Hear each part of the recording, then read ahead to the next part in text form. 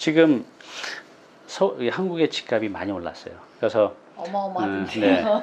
그래서 이제 많은 분들이 너무 많이 올랐다, 거품이다, 떨어지지 않을까, 이제 이런 이제 고민도 있고 한데, 또 이제 코로나 이후에 또 경제 불황으로 이런 실물 가격들이 떨어지지 않을까 하는데, 지금 이렇게 이거 보시고 나도 미국 부동산 또 뭐 주택을 한번 투자해 볼까 라는 분들은 코로나 이후에 미국 부동산 가격이 떨어지지 않을까 라고 생각하는 분도 많이 계실 것 같은데, 전문가로서 어떻게 생각하세요? 그 부분은?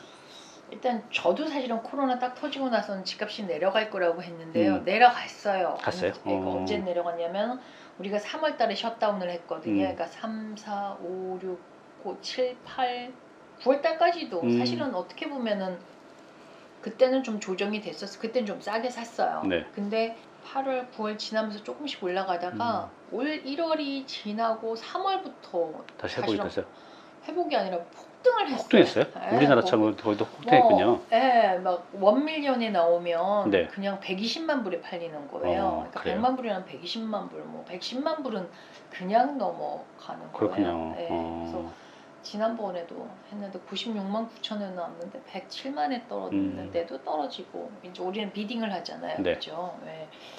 그래서 당분간 지금 사실 인플레이션도 굉장히 많거든요. 그쵸. 그러니까 뭐 건축 자재값도 오르고 그쵸. 이러다 보니까 그게 인플레이션은 아마도 계속 될 거라고 생각을 하고요. 네. 이자율도 뭐 급히 올라가기는 힘들 거로 그렇죠. 보여요. 급히 올라가면 큰일 나죠. 그쵸, 큰일 나죠. 그러다 보니 집값은, 미국 집값은 계속해서 상승세는 보이나 폭등을 할 건지 아니면 약간 상승세로만 갈 건지를 볼 건데, 차별 많이 하지 않을까라고 물어보시는 분도 굉장히 많아요. 그 이제 네. forbearance라고 그러는데 네. 참 유예를 해줬어요. 그러니까 모게지 페이먼을 석 달만 안 내면은 이제 경매 절차를 가는 거예요. 네. 근데 그게 그렇게 많지는 않아요, 생각보다. 왜냐면 재용자를 받았고 팔았고, 뭐 또 미국에 사실 돈이 되게 많이 풀렸어요. 그쵸. 많이 풀렸죠. 그러다 보니 돈이 되게 많이 들어와서 인플레이션이 일어나는 경향도 있으니까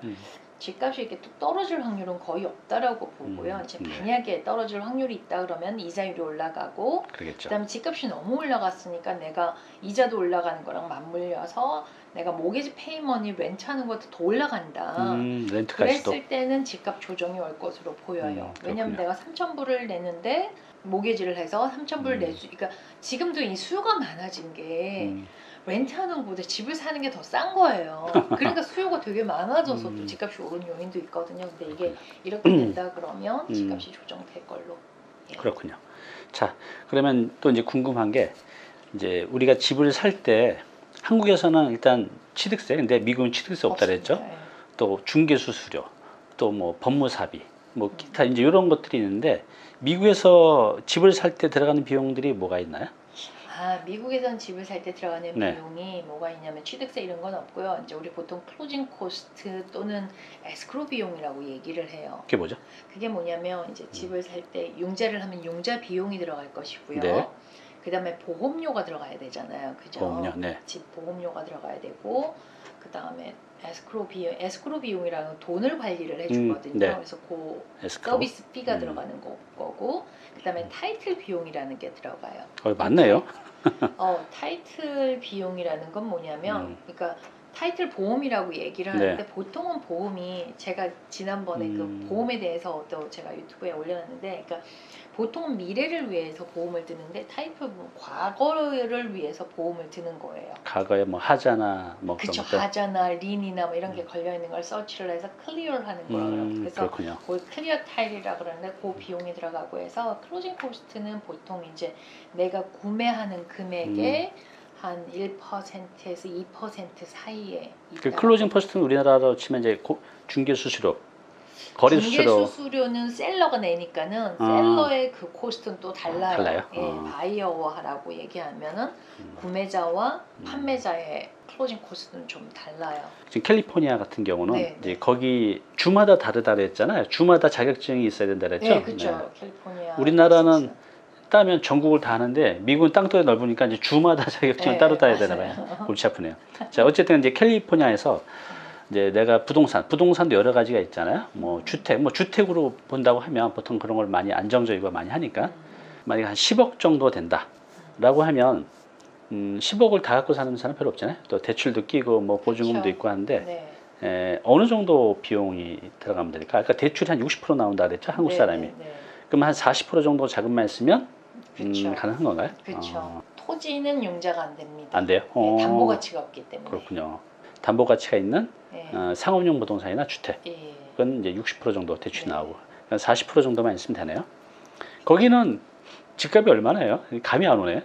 좀 감이 올 수 있게 좀 설명 좀 해주세요. 그게 동네마다 틀리네요. 중간쯤으로 평균 정도로. 그러니까 이제 제가 제일 많이 하는 캘리포니아도 이제 어떻게 하냐면 노던 캘리포니아, 서든 캘리포니아, 뭐 중간 센트럴 따지는데 보통은 이제 노스하고 사우스 쪽이 많이 살아요. 그러니까 네. 노스 쪽에는 샌프란시스코를 말하는 거고 밑에는 이제 LA 메트로 에리어를 보는데 어디가 더 비싸요?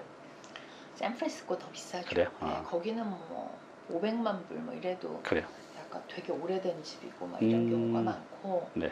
이제 저는 오렌지 카운티를 하다 보니까 이제 플러튼하고 얼바인 쪽을 많이 하는데요. 이 플러튼 같은 경우에는 그냥 단독 주택이 한 한국말로 한 80평 정도 된다 그러면은 네. 한 100만 불 좀 넘는 선.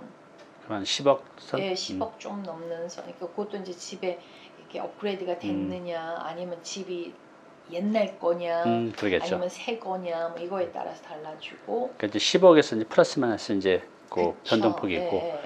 단독 주택을. 근데 이제 얼바인 같은 경우에는 또 좀 집들이 새 거가 많아요. 그 75년에 이게 마스터 플랜을 한 거라서 그래서 집이 새 거기 때문에 좀 더 높게 시작을 하니까는 거기다 한 150만 불 정도면은 단독 주택을 구입할 수 있다라고. 그렇군요. 물론 이제 동네마다 그렇죠? 정말 천차만별이에요. 한국도 그래요. 네. 천차만별인데 네.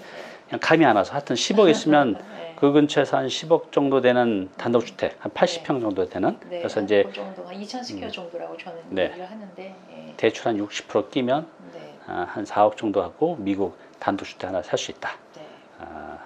괜찮은데? 그렇죠. 서울보다 싼 느낌이에요. 훨씬 싸요. 훨씬 싸죠. 그게 이제 싸다고 표현하는 게 뭐냐면 투자 대비 그 렌트비도 훨씬 좋고요. 그쵸. 예를 들어서 100만 불을 투자했다 그랬을 때 한국에서 렌트비를 받는 것과 미국에서 렌트비 받는 게 좀 더 높고 그런 것 같아요. 그다음에 이제 사이즈가 더 커요. 그렇죠. 그러니까 똑같은 비용에서. 네. 요즘 이제 그 TV 보면 뭐 이제 40대, 50대 이런 우리나라의 중심 허리들 이제 진짜 영끌에서 대출 껴서 이제 집 사는 게 한참 뉴스에 나왔는데 요즘 이제 20대, 30대도 이제 영혼까지 끌어모아서 대출을 끌어모아서 이제 집을 산다. 이런 기사들이 많이 나오는데 미국은 어때요? 미국도 요즘 이제 많이 올랐는데 미국도 이렇게 영끌에서 집을 사는 사람들이 많나요? 미국도 이제 MZ 세대라고 얘기하잖아요. MZ? 밀레니엄하고 밀레니엄 세대하고 그러니까 Z 세대라 그러는데 이제 네. 그걸 제가 생각을 해봤더니 베이비 부머 세대의 자녀들이 밀레니엄 세대예요. 네, 그렇죠. 예, 네. 근데 미국은 그래도 집 사기가 되게 좋은 게 그래요. 대출 제도가 굉장히 잘 돼 있잖아요. 융자 제도가. 그래서 더군다나 이제 자녀들이 그 거의 다 싱글일 확률이 좀 더 많으니까는 아까도 얘기했듯이 세금 혜택을 받으려고 집을 사는 거지 영끌하는 경우는 별로 그렇군요. 없어요. 예. 그래요. 그게 더 이득을 집을 사는 게 더 이득이기 때문에 사는 그쵸. 게 훨씬 더 많고 또 이제 IT나 뭐 구글, 유튜브 뭐 이렇게 다니는 게 되게 많고 저도 이제 한인들하고 굉장히 일을 많이 하다 보면 그 자녀분들이 정말 성공한 자녀분들이 많더라고요. 그래요. 네, 그래서 그래요. 집을 그러니까 이제 한국 사는 집 모든 게 다 불안하니까 이번 세대에 집을 못 사면 이제 영영 못 산다는 생각에 영끌이라는 단어가 나온 것 같아요. 참 불안전하고 되게 안 됐어요. 그런 정부애들 보면. 그래요. 그러니까 미국 같은 경우는 자기 잡이 있으면 잡이 있어서 내가 이걸 페이먼을 그러니까는 매월 할 수 있다 그러면 융자를 해주거든요. 그래요. 은행에서. 예. 빨리 우리도 그렇게 됐으면 좋겠습니다. 네. 그래요. 그럼 이제 만약 제가 네. 미국 부동산을 샀어요. 네. 근데 뭐 이렇게 저도 이렇게 부동산 상담해 보면 뭐 지방 분이 서울 부동산 사는 것도 첫 번째 고민이 이거 관리 어떻게 하지? 한국 내인데도. 맞아요. 그러면 한국 사람이 미국 부동산을 하면 이거 관리를 어떻게 해야 돼요? 그게 전혀 저는 감이 안 오는데 그게 가능한가요? 저희 회사에도 해주는데요. 그렇군요.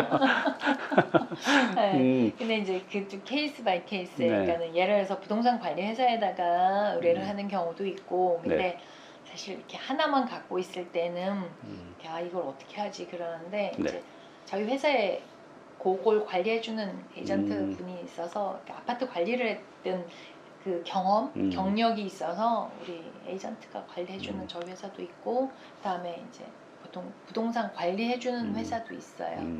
그럼 한 5%, 6% 그 비용을 비용. 받고, 그 비용도 중요하잖아요. 그렇죠. 네, 네. 받고 그 관리를 해주기도 해요. 그럼 뭐 유지 보수할 때 들어가는 비용은 어차피 뺄 거고, 그쵸. 이제 그렇지만 멀리 있을 때 안심하고 맡길 수 있으니까 그런 점 좋은 점이죠. 예. 그래요. 이 부동산은 근데 굉장히 큰 돈이 들어가는 거잖아요. 그렇죠. 그래서 한 번 실수하면 맞아요. 큰일 나죠. 오늘 샀다 내일 팔고. 그래서 한국 부동산 맨날 평생을 산 한국 부동산도 몰라서 굉장히 헤매고 법률적인 문제가 생기고 또 사건 사고도 많은데, 미국 부동산을 투자할 때 한국 사람이 조심해야 될 거, 주의해야 될 거 있으면 좀 말씀 좀 부탁드리겠습니다. 네, 우선은 미국 부동산은 좀 안전자산이다 보니까, 네. 그러니까 거래를 하면서 뭐가 잘못되는 건 없어요. 근데 음. 이제 미국 부동산에 대한 인식이 제대로 안 돼서 네. 그러는 경우가 있고, 또 이게 저 항상 하는 얘기, 사람을 좀 잘 만나야 된다라고 그럼요. 얘기하는 게, 가장 중요하죠. 네. 내가 서울에 살면서 뭐 지방 어디도 잘 음. 모르는데, 이게 미국이다 보면은 법도 다르고 네. 문화도 다르고 이런 거기 때문에 좀 많이 스터디를 하는, 그러니까 공부를 좀 하는 게 좋다라는 생각을 하고요. 네.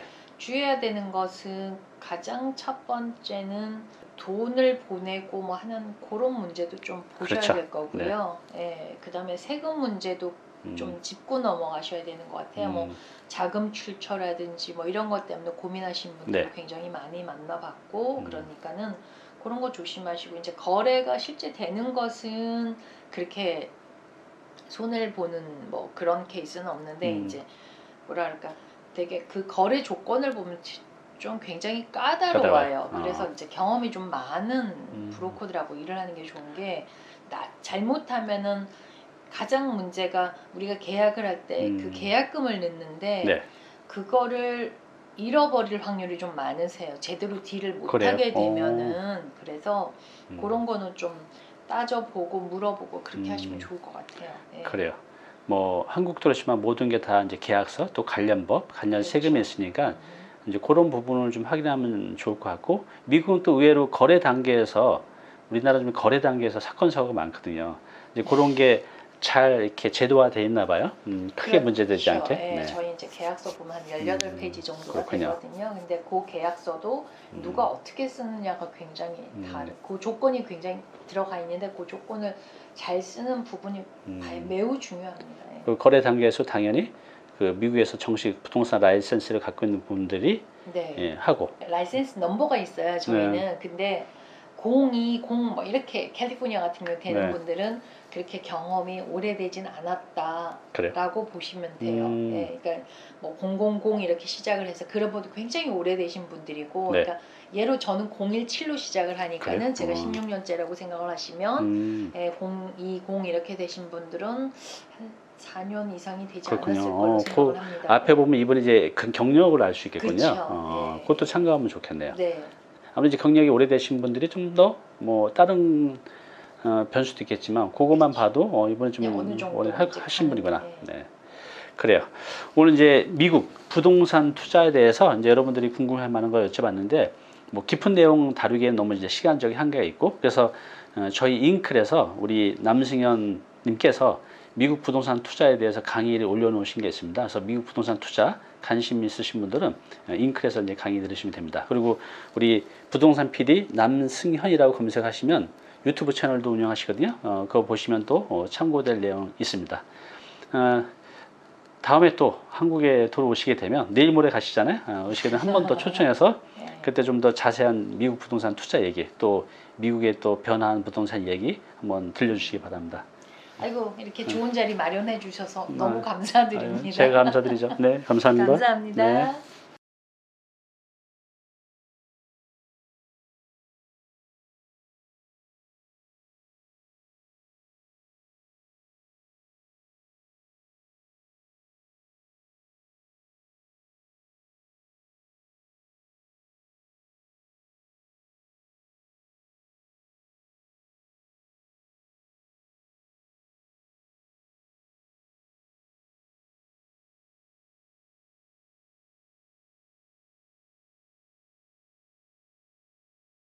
네, 오늘 정보 도움이 좀 되셨나요? 앞으로 이런 정보 계속 받아보실 분은요, 여기 구독 부탁드리고요. 그 다음에 오른쪽은 제가 추천하는 영상입니다. 꼭 한번 보시기 바랍니다.